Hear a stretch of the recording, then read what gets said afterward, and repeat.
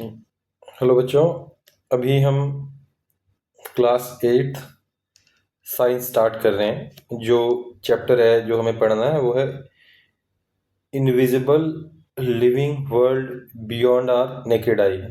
Invisible मतलब जो देख नहीं सकते, लिविंग वर्ल्ड जो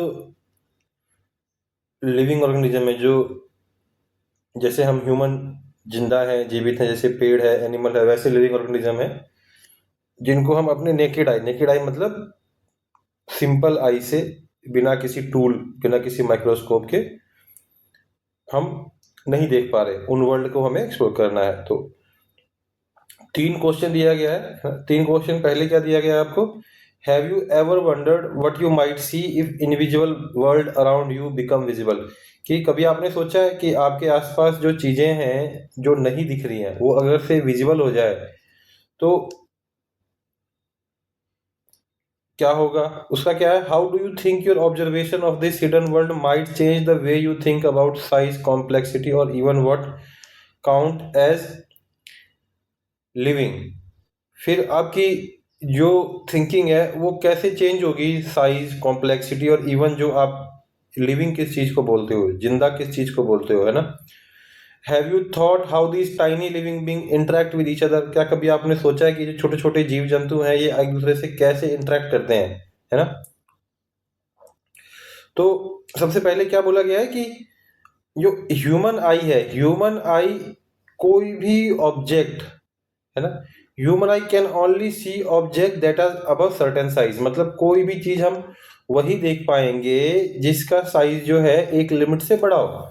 वो लिमिट क्या है? 0.1 mm से नीचे की साइज लगभग हम नहीं देख पाते, ठीक है? उसके लिए हमें माइक्रोस्कोप या कोई टूल चाहिए।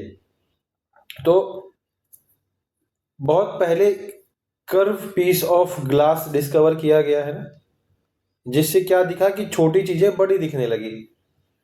ये शेप क्या था? लेंटिल सीड के जैसा शेप था इसका, कि मिडल में थिन और कोने में पतला, मतलब बीच में शीशा मोटा होगा, कोने में पतला होगा, है ना?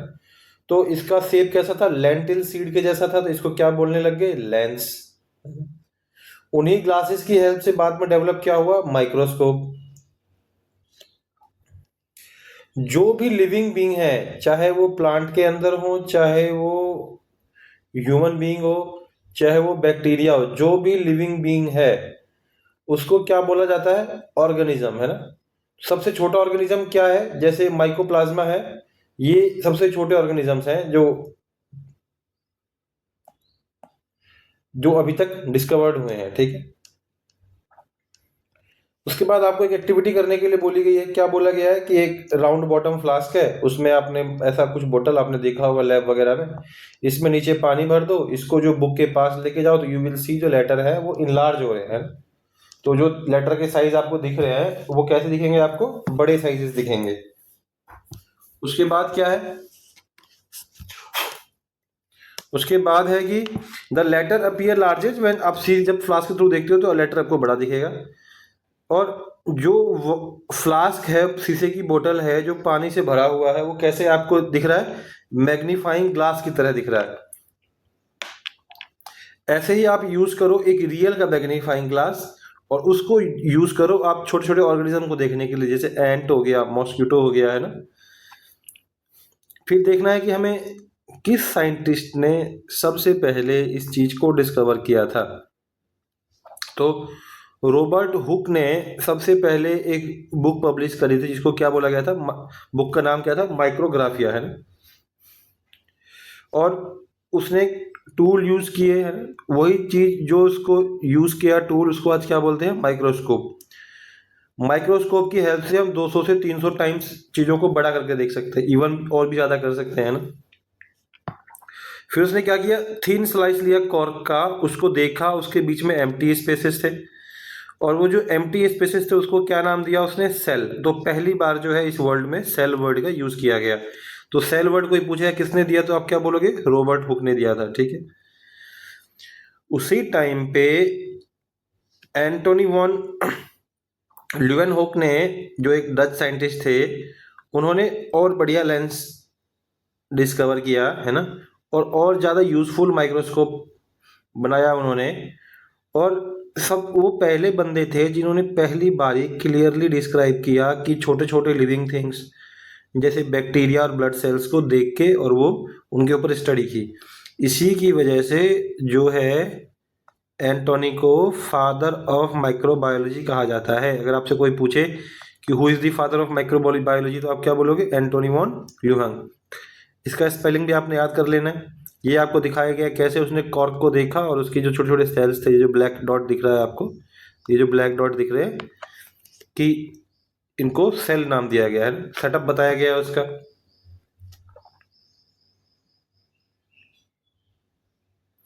उसके बाद क्या है कि सेल है क्या, है ना? तो सेल क्या है? बेसिक स्ट्रक्चर ऑफ सेल, है ना? जैसे आपके जो घर मकान है उसका बेसिक बिल्डिंग ब्लॉक क्या है? एक ब्रिक है। ऐसे ही हमारी बॉडी का अगर बेसिक बिल्डिंग ब्लॉक देखा जाएगा तो वो क्या होगा? सेल।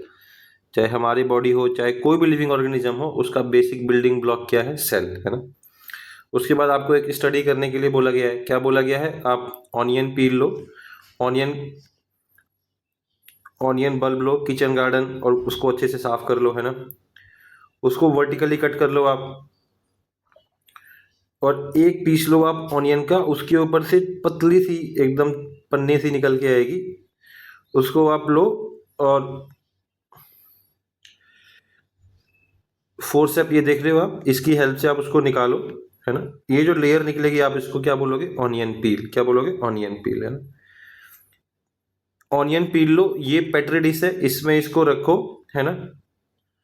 और कंटेनिंग ये पेट्री डिश में छोटा सा क्या रखा हुआ है? सॉरी, ये पेट्री डिश है, इसमें क्या रखा हुआ है?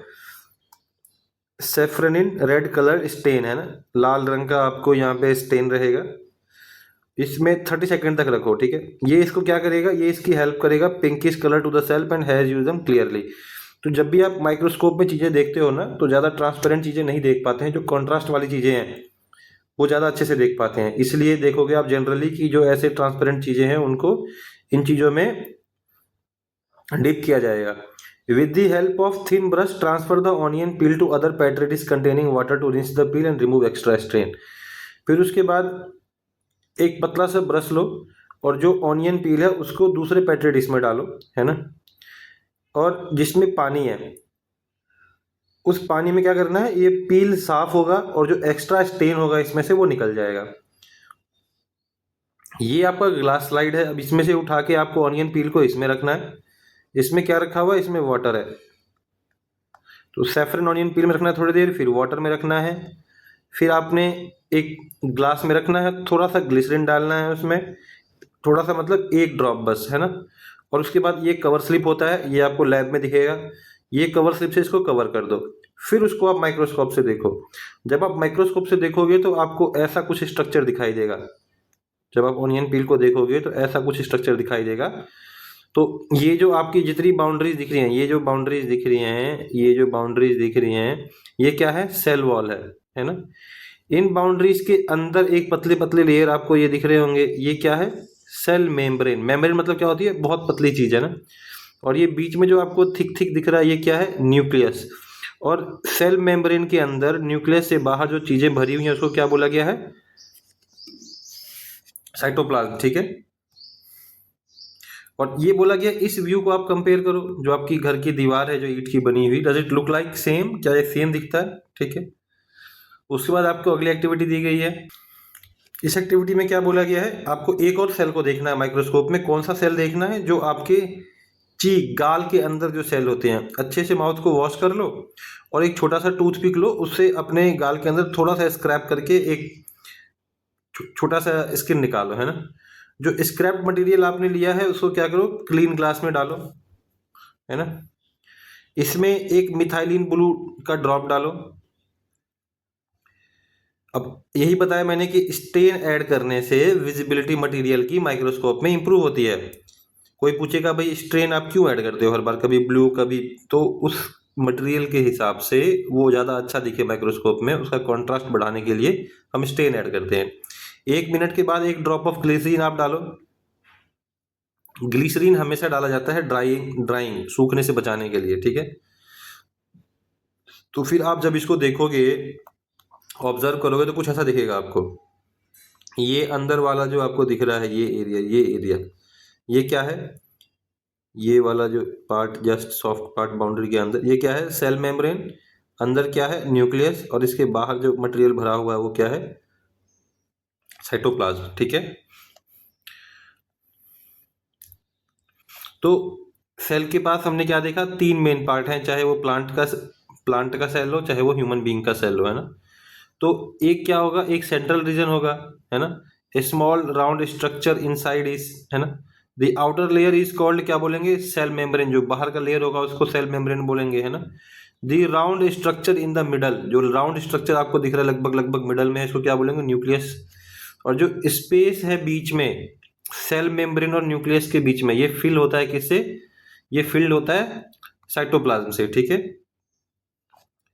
ये जो है बेसिक बिल्डिंग ब्लॉक है सेल के, ये लगभग लगभग हर सेल में रहेंगे ही, है ना।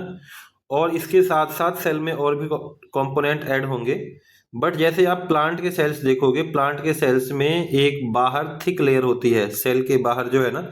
सेल मेम्ब्रेन तो बहुत पतला होता है, बट अगर आप प्लांट के सेल में देखोगे तो ये बाहर जो आपको थिक लेयर दिख रही है, मतलब स्ट्रॉन्ग रिजिड स्ट्रक्चर देने के लिए, उसको क्या बोला जाता है? Cell wall. तो सेल वॉल और सेल मेम्ब्रेन में क्या है? दोनों सेल को कवर करते हैं। सेल मेम्ब्रेन थिन होता है, बहुत पतला होता है और वीक होता है। सेल वॉल क्या होता है? स्ट्रांग होता है, रिजिडिटी देता है ना। तो सेल मेम्ब्रेन जो है इनक्लोज करता है अपने अंदर किस किस को? साइटोप्लाज्म को और न्यूक्लियस को। और यही सेल मेम्ब्रेन एक सेल को दूसरे सेल से सेपरेट करता है। ये पोरस होता है। पोरस मतलब जैसे आप कॉटन का कपड़ा देखते हो, कॉटन के कपड़े से आप पानी अंदर बाहर छान सकते हो, ऐसे ही ये पोरस होता है। और ये बाहर के वर्ल्ड से लेन देन करता रहेगा, कंटिन्यूस ट्रांजेक्शन करता रहेगा, जो भी इसको इसेंशियल मटेरियल चाहिए सेल को अपने आप को जिंदा रखने के लिए, है ना। मतलब इसेंशियल मटेरियल लेगा सेल, अपना कुछ वेस्ट प्रोड्यूस करेगा, वो वेस्ट बाहर छोड़ेगा। सेल तक इसेंशियल मटेरियल ले जाना और उसको वेस्ट को बॉडी से बाहर फेंकना, ये कौन करता है? बॉडी का ट्रांसपोर्टेशन सिस्टम। वो क्या था हमारा? ब्लड। हमने क्या क्लास 7 में पढ़ा था। Cytoplasm contain other component of the cell and compound such as carbohydrate, proteins, fats and minerals and salts. ये जो साइटोप्लाज्म आप देखते हो न्यूक्लियस और सेल मेम्ब्रेन के बीच में भरा होता है, इसमें और भी कंपोनेंट होते हैं, सब कंपोनेंट, जैसे carbohydrate, protein, fat and minerals, है ना। Most of the life process takes within cytoplasm. जितने लाइफ के प्रोसेस हैं, जैसे रेस्पिरेशन हो गया, है ना, एनर्जी को यूज करना, सेल को सस्टेन करना, ये सारे किसमें होंगे? साइटोप्लाज्म में। ठीक है।